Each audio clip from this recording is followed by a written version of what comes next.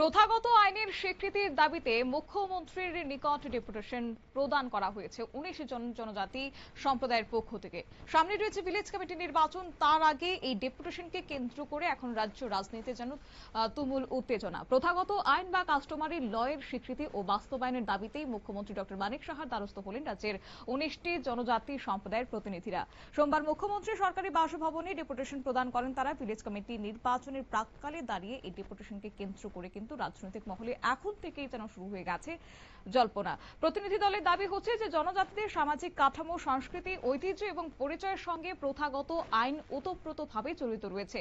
তাই এই আইনকে যথাযথ স্বীকৃতি দিয়ে কার্যকর করা সময়ের দাবি। তাদের বক্তব্য, বর্তমানে শুধুমাত্র জমাতিয়া সম্প্রদায়ের প্রথাগত আইন সরকারি স্বীকৃতি ও কার্যকারিতা পেয়েছে, অথচ রাজ্যের বাকি 18টি জনজাতির সম্প্রদায় এখনো সেই স্বীকৃতি থেকে বঞ্চিত রয়েছে।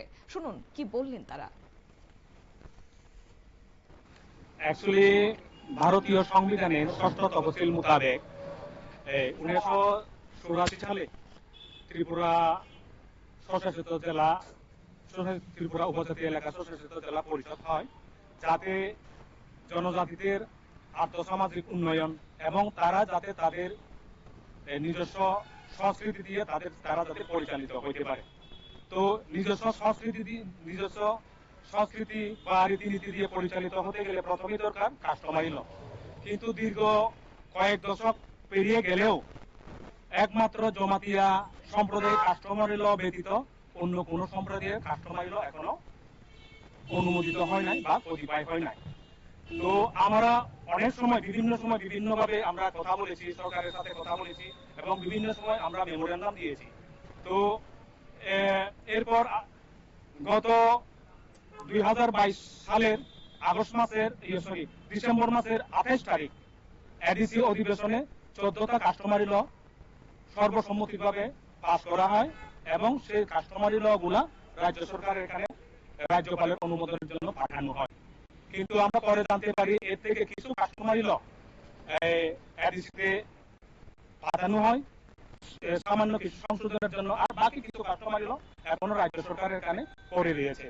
তো আমাদের দাবি যে সমস্ত সাক্ষাৎ শেষে প্রতিনিধি দলের নেতৃত্ব জানান যে মুখ্যমন্ত্রী তাদের বক্তব্য গুরুত্ব সহকারে শুনেছেন এবং বিষয়টি ইতিবাচক বিবেচনার আশ্বাস দিয়েছেন।